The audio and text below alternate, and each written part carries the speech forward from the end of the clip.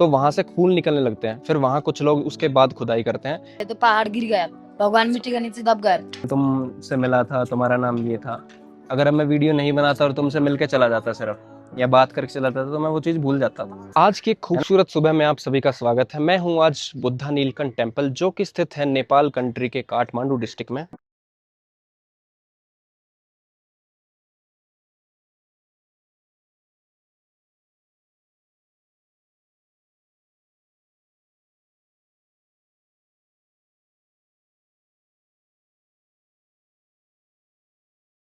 विष्णु जी की मूर्ति देख रहे हो और मंदिर देख रहे हो, इसके पीछे एक कहानी भी है।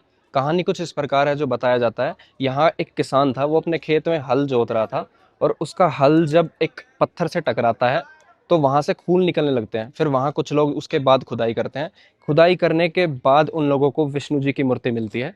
तो इस कहानी के आधार पर इस मंदिर की पहचान है, जो कि कहानी और कथाओं में बताया गया है। और जो सामने आप देख रहे हो, ये बुद्ध धर्म के जो बच्चे हैं, हॉस्टल इसे मानते हैं, स्कूल मानते हैं। एक बिल्डिंग इनके राइट साइड में है, एक लेफ्ट साइड में है।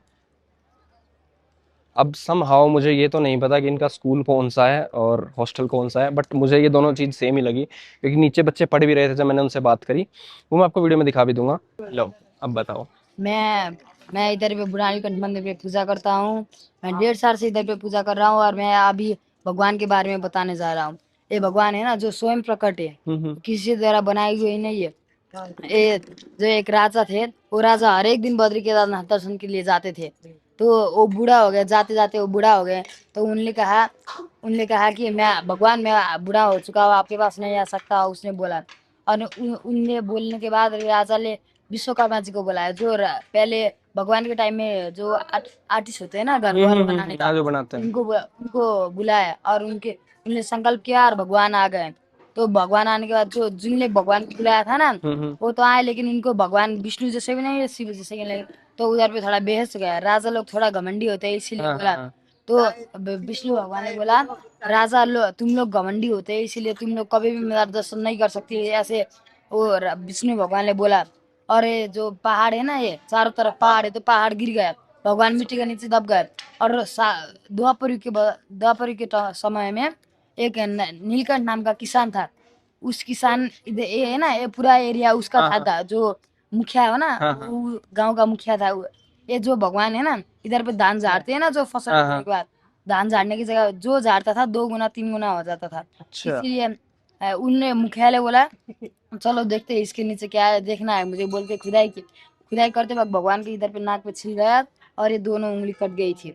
और उनके बाद खून निकलने लगा। तो उनको मिट्टी से बाहर बाहर निकालने का मतलब, मिट्टी हटाए, वो तो वहीं रहे, बाहर तो निकल रहे ना। उनने बोला भगवान से, भगवान मैंने आपको चोट पहुंचा दी। बोले भगवान बोले, कुछ ना, कोई बात नहीं, तुम मैं निकालना चाहता था, तुम निकाला, कुछ नहीं है। तुम्हें वैसा ही तो वैसा ही पछताप है, तो तुम्हारे नाम से मेरा नाम रख दो, बोला भगवान ने। और उसका नाम नीलकंठ था, तो नीलकंठ हो गया। और बुढ़ा था तो बूढ़ा हो गया। और उसके बाद द्वापर युग समाप्त हो गया, तो कलयुग आया। कलयुग आया के बाद एक राजा थे नेपाल के, वो दर्शन के लिए आने वाले थे, लेकिन भगवान के सिर पे पहले 12 नाग थे। उसके बाद राजा आने के बाद एक नाग ले जाके उधर पे रास्ता रोक दिया, आप नहीं जा सकते अंदर पे, बोल के आप लोगों को शराब पड़ा है, बोला। और वो राजा ने नाग को ही शराब दे दिया कि तुम भी मैं भगवान का दर्शन नहीं कर सकता, तो तुम भी नहीं कर सकते, इसलिए शराब पड़ा। और वो नाग अभी तक ये पेड़ के नीचे ही है, वहीं पे रहते हैं, और वहाँ पे पूजा करते हैं। क्या नाम होता है? एक दो गायब हो जाए। तुम्हारा नाम क्या है वैसे? मेरा नाम रमन है। रमन। यहाँ पे भी होता है, जैसे हम अपने पीछे सरनेम लगाते हैं वहाँ पे, तो यहाँ पे भी होता हाँ, है। होता है। आपका क्या है? सुवेदी है मेरा, सुवेदी। सुपेदी। हाँ। और जैसे तुमने बताया था कि यहाँ 3 साल से हो, तो हाँ। यहाँ पे कैसे पढ़ाई करवाते हैं? क्या बुद्ध धर्म के बारे में बताते हैं सिर्फ? नहीं नहीं, हिंदू धर्म बुद्ध धर्म सब करते हैं। धर्म के बारे में बताते हैं। और ये सब, यानी आप यहीं से हो, नेपाल से? हाँ। यहीं हॉस्टल में रहते हो या फिर घर से? नहीं नहीं, हॉस्टल में रहते हैं। अच्छा, तो आगे आ जा भाई। तुम कितने साल के हो? 11 साल के? इतने छोटे से 11 साल के? यार तुम तो बहुत छोटे रह गए। मेरा भाई भी है, 11 साल का ही है वो भी। उसका नाम अर्जुन है। आपका क्या है? हमारा समक्ष खनाल। समक्ष खनाल। खनाल। आप भी नेपाल से हो? अच्छा। तो आपने क्या सीखा है अब तक यहाँ पे? रुद्र सीखा है। रुद्र? रुद्री। रुद्री क्या होता है उसमें? मंत्र होता है। अच्छा, आपको आता है थोड़ा बहुत भी अभी बताना?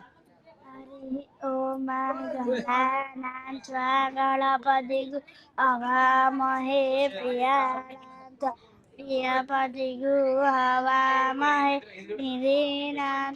निधिपतिगु हवामहे वसो मम आहमदानि गर्भगम श्रीगर्भगम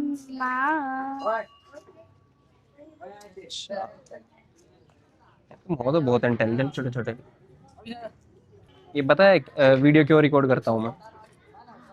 ताकि नहीं, वो तो है ही, लेकिन जब इन वीडियो को मैं यानी 5-10 साल बाद या उनके और भी लेट देखूंगा ना, तो मुझे तब याद रहेगा सब कुछ कि मैं तुमसे मिला था, तुम्हारा नाम ये था।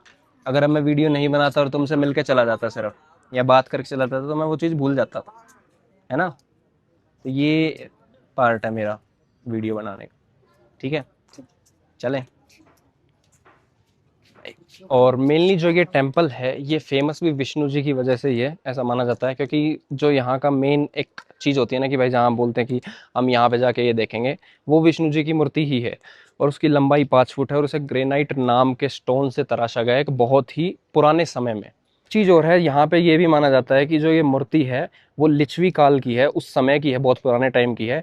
इसलिए इसका धार्मिक महत्व तो बढ़ता ही बढ़ता है, लेकिन इसके साथ जो हिस्टोरिक इंपॉर्टेंस जिसे हम बोलते हैं ना कि भाई ये स्थल या फिर ये जगह बहुत हिस्टोरिक है, इसे हम बहुत ओल्ड टाइम के उसमें मान सकते हैं, या फिर इसके पीछे एक अद्भुत कहानी है, तो ये उस टाइप का एक फील देती है, एक उस टाइप की इंपॉर्टेंस देती है हमारे आज के 20 सेंचुरी के अंदर। और मेरे को सबसे अलग चीज़ ये भी लगी, एक मेन चीज़ ये भी लगी यहाँ टेम्पल की, जो यहाँ बुद्ध धर्म है, यहाँ बुद्ध धर्म के बच्चे हैं ना, रहते भी हैं, जैसे हम बोलते हैं कि भाई हमने अपना बच्चा हॉस्टल में भेज दिया, तो उस भाई तरीके अगर से। और भाई अगर आप भी काठमांडू विजिट करते हो तो मैं ज़रूर आपको सजेस्ट करूंगा कि एज अ हिस्टोरिक प्लेस भी, और वैसे भी आपको इस टेम्पल में एक बार लाइफ टाइम एक्सपीरियंस ज़रूर लेना चाहिए, एक बार लाइफ में आपको ज़रूर आना चाहिए, ताकि आपको भी बुद्धा के इतिहास के बारे में पता चले, टेम्पल के बारे में पता चले, क्योंकि बहुत सी कम चीज़ें होती हैं जो आप एक्सप्लोर कर सकते हो। काठमांडू को मान लो हम ही एक्सप्लोर करने लग जाए अच्छे से, तो शायद हज़ारों जगह होंगी, लेकिन जो मेन इंपॉर्टेंट प्लेस हैं, हिस्टोरिक प्लेस हैं, वो आपको ज़रूर विजिट करने चाहिए।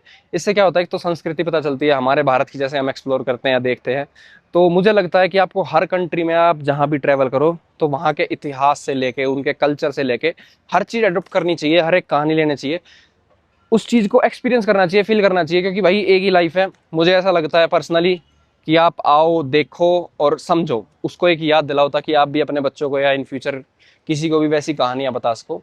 और जो बुद्ध धर्म के जो जैसे लोग रहते हैं, उसी तरह से, जैसे मुंडन रखते हैं, सर पे बाल नहीं होते, और चप्पल किस तरह की डालते हैं, जैसे आज के टाइम हम चप्पल बोलते हैं, और जिस तरह के वस्त्र वो यानी कपड़े डालते हैं, अपना बेसिक लाइफ स्टाइल रखते हैं, तो वो चीज़ है। तो सेम वैसा ही एक आपको एटमॉस्फेयर दिखाई देगा। और सबसे अलग रीज़न ये भी है कि जो ये मंदिर है ना, बिल्कुल पहाड़ों के बीच में स्थित है। पहाड़ों के अंदर आपको व्यू देख लो, मैं आपको रैंडमली ऐसे ही दिखाता हूँ ना, तो इतने पहाड़ मेरे को नहीं लगता भाई इंडिया में किसी भी एक उसमें मिलेंगे।